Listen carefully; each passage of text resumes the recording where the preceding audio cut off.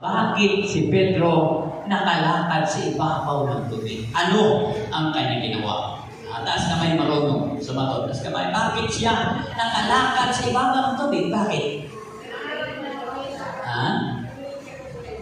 Tumingin ng diretso. Pinangarap.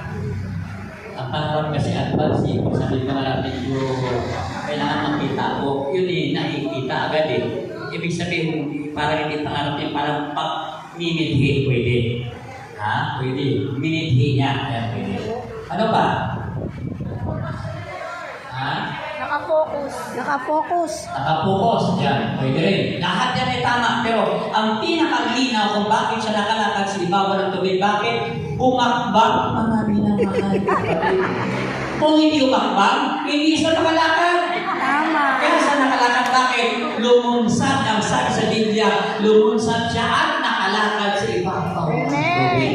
Kaya magtatagumpay ka. Amen. Kung ikaw ay hakbang mo lagi ang iyong mga paa patungo sa gawain ni El Shaddai. Hallelujah, hallelujah. Hanggang sa umakbang, nakakalakad siya, mga kapatid. Tandaan natin sa lahat ng labanan, walang nananalo na umaatras.